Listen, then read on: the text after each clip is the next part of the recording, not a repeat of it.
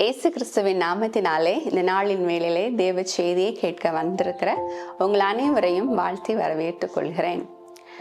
இந்த நாட்களிலே கடந்து வந்து கொண்டிருக்கிறோம். இந்த நாட்களிலே இயேசுவின் பொன்மொழிகளை கடந்து செல்லாமல் யாரும் இருக்க முடியாது.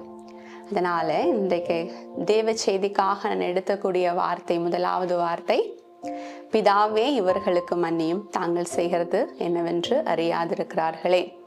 வாசிக்கலாம். லூக்கா 23:34. அப்பொழுது இயேசு, பிதாவே இவர்களுக்கு மன்னியும், தாங்கள் செய்கிறது இன்னதென்று அறியாதிருக்கிறார்களே என்றார்.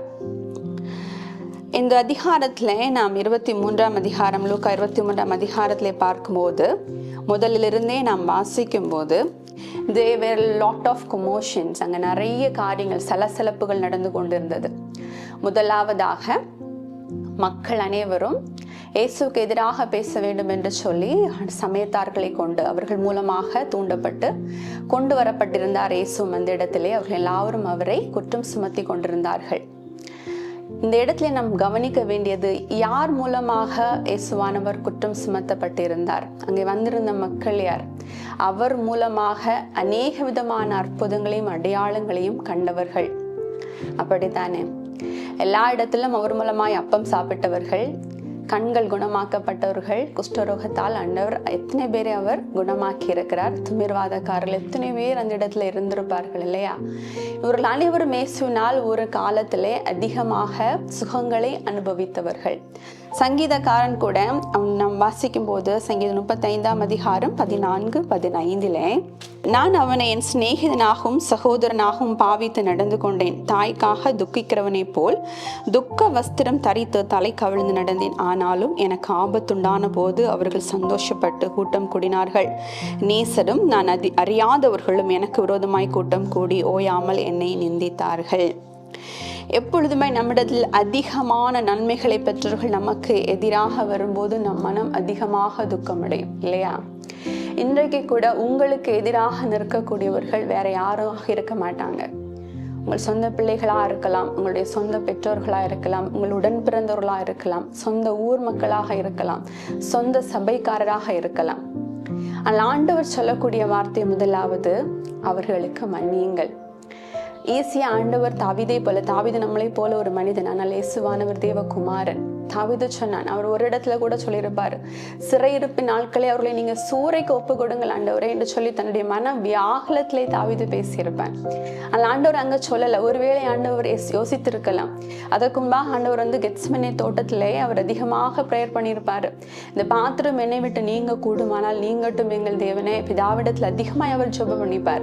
ஒரு நிமிடம் அவர் யோசிச்சிருக்கலாம், இப்படிலாம் நடக்கும்போது பிதாவானவர் கூட மனம் இறங்கி இதை மாற்றி விடுவாரோ என்று ஒரு நிமிஷம் அவர் யோசிச்சிருந்து நமக்காக ஆண்டவர் என்ன செஞ்சிருக்கலாம்? ஆண்டவரிடத்துல பரிந்து பேசியிருக்க, ஆண்டவரே மன்னிச்சுக்கோங்க, பிதாவே இவர்களுக்கு மன்னித்துருங்க, அந்த பிள்ளைகள் தெரியாம பண்றாங்க, உடைய கோபம் அந்த பிள்ளைகள் மேல் பட்டுவிடக்கூடாது என்ற ஒரு மன கலக்கத்திலே ஆண்டவர் சொன்னார், பிதாவே இவர்களுக்கு மன்னியுங்கள், தாங்கள் செய்கிறது என்னென்று தெரியாமல் செய்கிறார்கள் என்று சொல்லி. கர்த்தர் அநேக இடங்களிலே புதிய ஏற்பாட்டிலே நமக்கு சொல்லிக்கொண்டே வரக்கூடிய ஒரு காரியம், மன்னியுங்கள், மன்னியுங்கள், மன்னியுங்கள். நீங்க மற்றவர்களுக்கு மன்னியுங்கள். 7 முறை இல்லை, 70 முறை கூட மன்னிக்கணும்னு ஆண்டவர் சொல்லியிருக்கிறார். நம்மளால் அதை கடந்து வர முடியாது. நம்முடைய சுயபலத்தினாலே நிச்சயமாக முடியாது. உங்களுடைய சுயபலத்தினால் இது நிச்சயமாக முடியாது. தேவனிடத்தில் அதற்கான பலனை நாம் பெற்றுக்கொள்ள வேண்டும். மறுபடியும் ஒரு வசனத்தை வாசிக்கலாம். எபேசியர் 4:32. ஒருவருக்கொருவர் தயவாயும் மன உருக்கமாயும் இருந்து கிறிஸ்துவுக்குள் தேவன் உங்களுக்கு மன்னித்தது போல நீங்களும் ஒருவருக்கொருவர் மன்னியுங்கள். எப்படியாம்? தயவாகும் மன உருக்கமாகும். இந்த தயவும் மன உருக்கம் சாதாரணமாக நமக்கு வராது. ஒரு தாய் தன் குழந்தைக்கு மன உறங்குவாள், கண்டிப்பாக உருக்கமாகவும் இரக்கமாகவும் இறங்குவாள். அவள் ஒரு குழந்தை தூங்கிட்டு இருக்கும் போதோ, அவள் தூங்கிட்டு இருக்கும் போது குழந்தை எழுந்தானே அவளுக்கு ஒரு இன்ஸ்டிக்ட் இருக்கும். அது ஒரு மதர் இன்ஸ்டிக்ட் நம்ம சொல்லுவோம். அவள் ஒரு நிமிஷம் கூட அவளுடைய குழந்தையை அவள் விட்டு விட மாட்டாள். அதே போல கர்த்தர் சொல்லுகிறார், அந்த தயவாகவும் மன உருக்கமாயும் தேவன் உங்களுக்கு மன்னித்தது போல. இந்த இடத்துலதான் நம்ம அந்த வசனத்தை பார்க்கலாம்.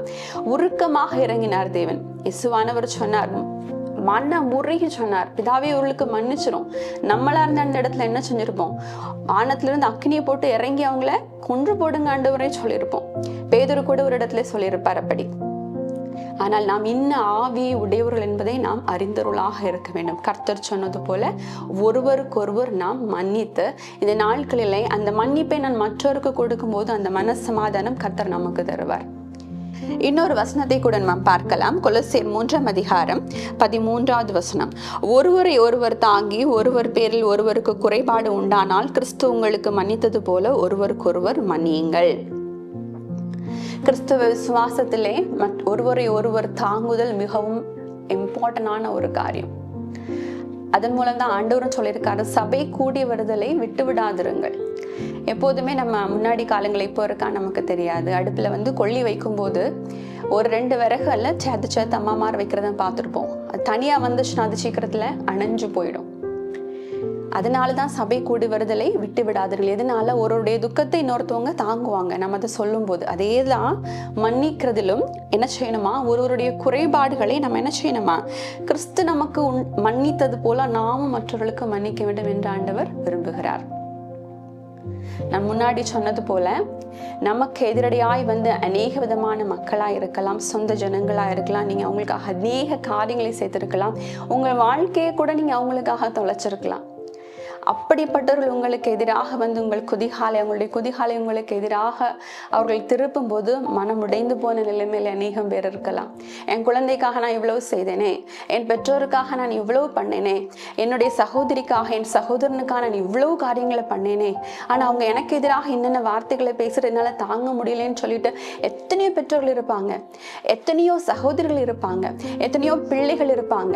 திருமணம் முடியாமல் தன் குடும்பத்தை தாங்கி நின்றக்கூடிய எத்தனையோ பிள்ளைகள் நான் பார்த்திருக்கிறேன். என்னுடைய நர்சிங் வாழ்க்கையில் எத்தனையோ பிள்ளைகள் இருக்கிறாங்க. அப்ப அவங்கெல்லாம் எப்படி இருக்கும், அவங்க மனசு எந்த அளவுக்கு வேதனைப்படும் நான் பார்த்திருக்கிறேன். அதனால சொல்றேன். ஆனால் இந்த இடத்துல ஆண்டவர் நமக்கு இப்படிப்பட்ட பிள்ளைகளுக்கு கூட ஆண்டவர் சொல்லக்கூடிய காரியம், மன்னியுங்கள், அவர்களுக்கு மன்னியுங்கள், அவர்களுக்கு நீங்க மன்னிச்சிருங்கன்னு சொல்றாங்க. அந்த மன்னிப்பை நாம் அவர்களுக்கு கொடுக்கும் போது தேவனுடைய சமாதானம் நம்முடைய இருதயத்தையும் நம்முடைய சிந்தைகளையும் கர்த்தருக்குள்ளாக அதிகமாக அது காத்துக்கொண்டு நமக்குள்ளாக தேவ சமாதானம் அதிகமாக பெருகுவதற்கு என் தேவன் கிருபை செய்ய வல்லவராக இருக்கிறார். இது நம்முடைய பலத்தினாலே முடியுமா? நிச்சயமாக முடியாது. நான் என்னுடைய பலத்தினால் இதை செய்ய முடியும்னு சொல்ல முடியுமா? கண்டிப்பாக முடியாது. இதற்கு என்ன வேணும்? நம்முடைய தேவனுடைய பலன் வேணும். அந்த தேவனுடைய பலன் வேணுமானால் தேவனுடைய சமூகத்தை அதிகமாக தேட வேண்டும். கர்த்தர் நிச்சயமாக அந்த காரியத்திலே நமக்கு ஒருத்தருக்கு மன்னிக்க முடியாமல் இருக்கும் போது ஆண்டவர் அதை மன்னிப்பதற்கேற்ற பலனை நமக்கு தருவார். அது ஒரு தடவை செஞ்சு பாருங்க. நான் நிறைய காலகட்டங்களில இப்படி கடந்து வந்திருக்கிறேன். எனக்கெல்லாம் ஒரு சில உறவினர்களை பார்க்கும்போது அவங்களை என்னால மன்னிக்க முடியாம இருக்கும். நான் லிட்ரலா நான் அழுதுருக்கிறேன். ஆண்டவரே இயேசுப்பா, இந்த காரியத்திலே அவங்களுக்கு மன்னிக்கக்கூடிய பலன் எனக்கு தாங்க. நான் மன்னிக்காம இருந்து அவங்களுக்கு இந்த மாதிரி காரியங்கள் வந்துடக்கூடாது, தவறான காரியங்கள் அவங்க பெயரக்கூடாதுன்னு நான் நிறைய இடங்கள் ஆண்டவர்கிட்ட அழுது மன்னிச்சிருக்கிறேன். அந்த மன்னிப்பு நான் அவங்களுக்கு கொடுக்கும்போது தேவன் எனக்கு அதிகமான தேவ சமாதானத்தை தந்திருக்கிறார். நான் என்ன கொண்டுதான் நம்ம சொல்லுகிறேன். அதனால தேவ பிள்ளைகளை, இந்த வார்த்தைகளை கேட்கிறவங்க ஒவ்வொருத்தருக்கும் அநேகமான கஷ்டங்கள் இருக்கலாம், பாடுகள் இருக்கலாம். மன்னிக்கவே முடியாது, இந்த ஜென்மத்துல மூஞ்சில முழிக்க மாட்டேன், இந்த ஜென்மத்துல நான் அவங்ககிட்ட வரமாட்டேன், இந்த ஜென்மத்துல நீ என்கிட்ட வராதுன்னு சொல்லிட்டு அநேக உறவுகள் இந்த காலங்களில் இருக்கிறாங்க. கிறிஸ்தவ குடும்பங்கள்ல அநேகமாக இருக்கிறாங்க. கர்த்தர் நம்ம ஒவ்வொருவருக்கும் அப்படிப்பட்ட பிள்ளைகள் ஒவ்வொருவரையும் மன்னிக்கக்கூடிய பலனை நமக்கு தந்து தேவ சமாதானத்தை நம்முடைய இருதயத்திலே தருவாராக.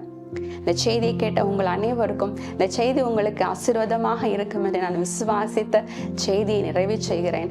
ஆமீன். கிருபையும் இரக்கம் நிறைந்த எங்கள் அன்பின் ஆண்டவரை ஸ்தோத்திரிக்கிறோம். தாவே மெய் துதிக்கிறோம், உண்மை ஸ்தோத்திரிக்கிறப்பா. இந்த நாளின் வேளையிலையும் கூட தகப்பனை ஸ்தோத்திரங்க தாவே. இந்த காலங்களே என் கர்த்தர் எங்களுக்காக சிலுவையிலே சொன்ன ஆண்டவரே, பொன்மொழிகளிலே ஆண்டவரே முதலாவது வார்த்தையாக மன்னிப்பு ஆண்டவரே. மன்னிப்பதற்காகவே நீ இந்த உலகத்திற்கு எங்களுக்கு இறங்கி வந்திரப்பா, ஸ்தோத்திரம் ஆண்டவரே. அப்பா, எங்களை மீட்பதற்காகவே நீங்க இறங்கி வந்திரப்பா, ஸ்தோத்திரம் ஆண்டவரே. தள்ளவிடப்பட்ட எங்களை தகப்பனை ஸ்தோத்திரம் மீட்பதற்காக, மன்னித்து ஏற்றுக்கொள்வதற்காக ஆண்டவரை ஸ்தோத்திரம். தேவன் எங்களோடு கூட வந்திரப்பா. ஆமென் ஆண்டவரே. பிதாவானவருக்கும் எங்களுக்காகவும் தகப்பனே ஆண்டவரே ஒரு பிரிட்ஜாக இருப்பதற்காக கர்த்தர் இறங்கி வந்தீர் ஆண்டவரே. அந்த மன்னிப்பை நாங்கள் பெற்றுக்கொள்வதற்காக வந்திரப்பா, ஸ்தோத்திரம் அப்பா. இந்த காலை வேளையிலும் கர்த்தாவே ஸ்தோத்திரம். நாளின் வேளையில என் தேவனை ஸ்தோத்திரிக்கிறோம். கர்த்தருடைய வல்லமையுள்ள கரம் தகப்பனே அப்பா இந்த செய்தியை கேட்கிற ஒவ்வொரு பிள்ளைகளோடு கூட இருக்கட்டும் ஆண்டவரே. உடைய வல்லமையுள்ள கரம் அந்த பிள்ளைகளோடு கூட இருக்கட்டும் தகப்பனே ஆண்டவரே. என்னால் என் குடும்பத்தை மன்னிக்க முடியவில்லையே, என்னால் என் பிள்ளையை மன்னிக்க முடியவில்லையே, என்னால் என்னுடைய உடன் பிறந்தவர்களை மன்னிக்க முடியவில்லை என்று சொல்லி தகப்பனே, அநேக பிள்ளைகள் ஆண்டவரப்பா குடும்ப உறவுகளை இழந்த தகப்பனே ஆண்டவரே, இருக்கக்கூடிய குடும்ப உறவுகளை நாங்கள் அறிந்திருக்கிறோம் தகப்பனேப்பா. அதன் மூலமா அவருடைய சமாதானத்தையும் இழந்திருக்கக்கூடிய பிள்ளைகளை காண்கிறோமே என் தேவனே ஸ்தோத்திரம். அன்பின் ஆண்டவரே ஸ்தோத்திரம். கர்த்தருடைய வல்லமையுள்ள கரம் ஆண்டவரே அப்படிப்பட்ட பிள்ளைகள் ஒவ்வொரு மேலும் இறங்கட்டும் அப்பா. கர்த்தர் எங்களுக்கு கொடுத்த மன்னிப்பு ஆண்டவரே எங்களுக்கு எவ்வளவு பெரிய சமாதானத்தை தந்திருக்கிறது என்பதை நாங்கள் அறிந்திருக்கிறோம் ஆண்டவரே ஸ்தோத்திரிக்கிறோம். அதே போல அன்பின் பரலோக தகப்பனே ஆண்டவரே அப்படிப்பட்டதான பிள்ளைகளுக்கு ஆண்டவரே ஸ்தோத்திரம். கர்த்தாவே அந்த மன்னிப்பின் ஆவியை கர்த்தர் நீங்க கொடுத்து ஆண்டவரே அந்த பிள்ளைகளை கர்த்தர் நீங்க அரவணைத்துக் கொள்ள வேண்டுமாய் ஜெபிக்கிறேன் ஆண்டவரே. தெய்வ சமாதானம் அந்த பிள்ளைகளை இருதயத்தை தாங்க வேண்டுமாய் ஜெபிக்கிறேன் ஆண்டவரே. கர்த்தருடைய வல்லமையுள்ள கரம் நடத்தி சொல்லட்டும் அப்பா, பாதுகாக்கட்டும் ஆண்டவரே. அன்பின் தேவனின் கிருபையுள்ள கரங்களுக்குள்ளாக மறுபடியும் ஒரு விசை எங்களை முழுமையாய் ஒப்பு கொடுக்கிறோம். எங்கள் ஆண்டவனில் பொறுப்படுத்திக் கொள்வீராக. இயேசுவின் நாமத்திலே ஜெபங்களும் எங்கள் ஜீவனுள்ள நல்ல தகப்பனே, ஆமேன்.